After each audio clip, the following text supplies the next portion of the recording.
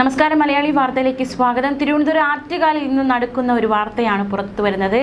യുവതി ആത്മഹത്യ ചെയ്തിരിക്കുന്നു. 27-കാരിയായ യുവതിയാണ് ഭർത്താവിൻ്റെ പീഡനം കാരണം ആത്മഹത്യ ചെയ്തിരിക്കുന്നത്. ഇന്നലെയാണ് സംഭവം ഉണ്ടായത്. ഇന്നലെ രാത്രിയോടെയാണ് ഈ ഒരു സംഭവം ഉണ്ടായത്. മരണത്തിന് തൊട്ട് മുന്നേ പോലും ഈ ദമ്പതികൾക്കിടയിൽ പ്രശ്നമുണ്ടായി, വഴക്കുണ്ടായി. വഴക്കിന് പിന്നാലെയാണ് ആരതി ആത്മഹത്യ ചെയ്തതെന്നാണ് മനസ്സിലാക്കാൻ സാധിക്കുന്നത്. മൃതദേഹം വാടക വീട്ടിലാണ്. ഇൻക്വസ്റ്റ് നടപടികളടക്കം പൂർത്തിയാക്കുക പോലീസ്. ശാരീരികമായി ഉപദ്രവിച്ചെന്ന്, അതായത് ഈ പ്രശ്നം അമ്മയ്ക്ക് അറിയാമായിരുന്നു എന്ന വെളിപ്പെടുത്തലുകൾ കൂടി പുറത്തു വരുന്നുണ്ട്. ഇയാൾ ശാരീരികമായി ഉപദ്രവിച്ചതിൻ്റെ ചിത്രങ്ങളടക്കം അമ്മയ്ക്ക് അയച്ചു നൽകിയതിന് ശേഷമാണ് പെൺകുട്ടി ജീവനൊടുക്കിയത്. ആറ്റുകാലിൽ വാടക വീട്ടിലാണ് യുവതിയെ തൂങ്ങി മരിച്ച നിലയിൽ കണ്ടെത്തിയത്. വർക്കല സ്വദേശിനിയായ ആരതിയാണ് മരിച്ചത്. 1.5 വർഷം മുൻപായിരുന്നു ആരതിയുടെ അതുലിൻ്റെ വിവാഹം. ഇരുവരും തമ്മിൽ വഴക്ക് പതിവായിരുന്നുവെന്നാണ് ബന്ധുക്കളും നാട്ടുകാരും അടക്കമുള്ളവർ പ്രതികരിക്കുന്നത്.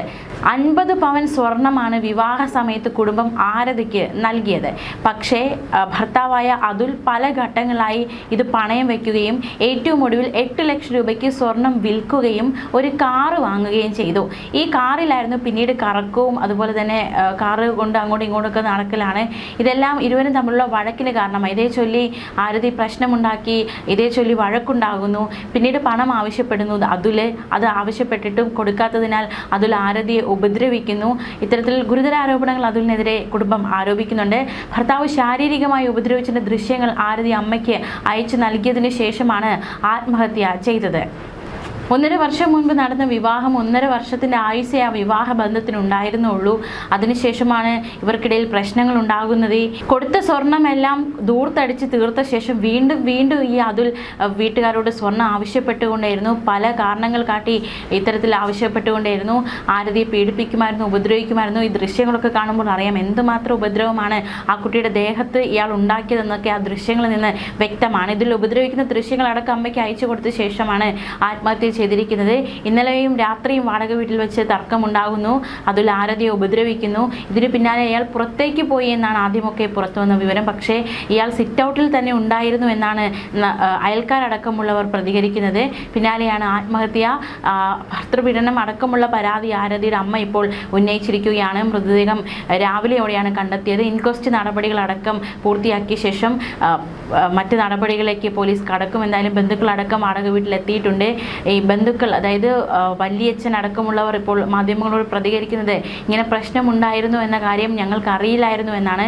മാത്രമല്ല ഇത് ബന്ധുക്കൾക്ക് ആർക്കും ഇഷ്ടമില്ലാത്ത ഒരു വിവാഹമായിരുന്നു.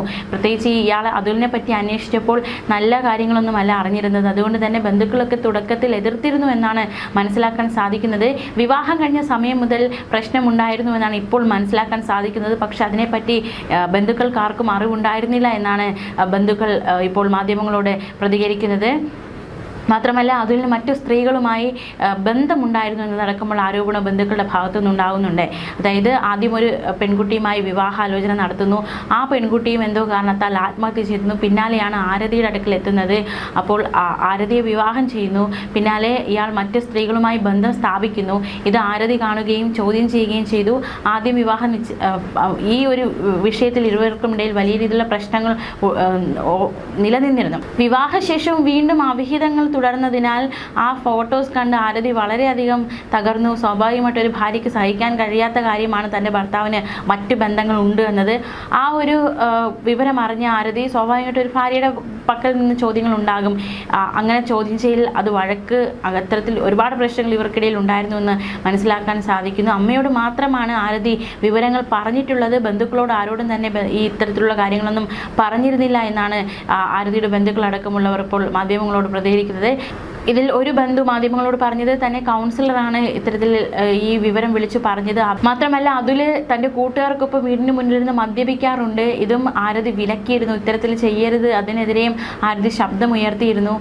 മാത്രമല്ല ഇയാൾ ബാങ്കിലെ മാനേജർ എന്നാണ് ബന്ധുക്കളോട് കല്യാണ സമയത്ത് വന്നപ്പോൾ പറഞ്ഞത്.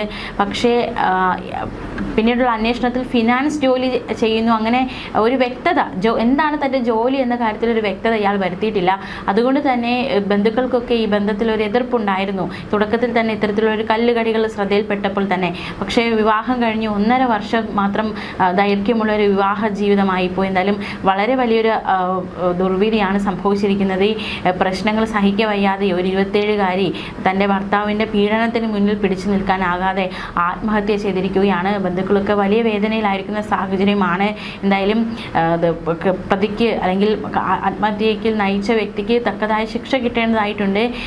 അറസ്റ്റിലേക്ക് നയിക്കുമോ അങ്ങനത്തുള്ള ഇപ്പോൾ ബന്ധുക്കൾ പരാതി നൽകിയാൽ ഉറപ്പായിട്ട് അറസ്റ്റിലേക്ക് നയിക്കും. ഇനി എന്താണ് തുടർ നടപടികൾ എന്നതടക്കമുള്ള കാര്യങ്ങളൊക്കെ ഒരു വ്യക്തത വരാനുണ്ട്.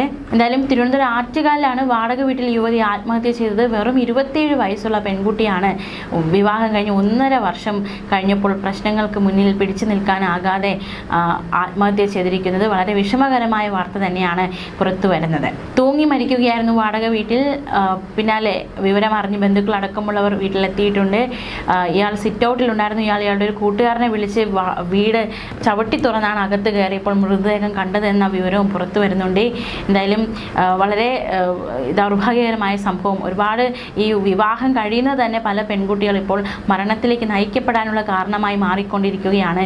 ഇപ്പോൾ ഇത് ആദ്യത്തെ സംഭവമല്ല, ഒരുപാട് സംഭവങ്ങൾ ഈ ഭർത്താവുമായുള്ള തർക്കങ്ങൾ അല്ലെങ്കിൽ ഭാര്യയുമായുള്ള തർക്കങ്ങൾ, വിവാഹം കഴിഞ്ഞ ശേഷമുള്ള ദമ്പതികൾക്കിടയിലെ പ്രശ്നങ്ങൾ, അത് ദമ്പതികളുടെ ജീവൻ എടുക്കുന്ന, ഇപ്പോൾ ഭാര്യ മാത്രമല്ല ഭർത്താക്കന്മാരും ആത്മഹത്യ ചെയ്യുന്ന ഒരുപാട് സംഭവങ്ങൾ ഉണ്ടായിട്ടുണ്ട്. അപ്പോൾ ഇത്തരത്തിലുള്ള സംഭവങ്ങൾ ആവർത്തിച്ചുകൊണ്ടിരിക്കുന്ന നമ്മുടെ സമൂഹത്തിൽ ഒരു ബോധവൽക്കരണം ആവശ്യമാകുന്ന ഘട്ടമാണ് നിലവിലുള്ളത്. ന്യൂസ് ഡെസ്ക് മലയാളി വാർത്ത.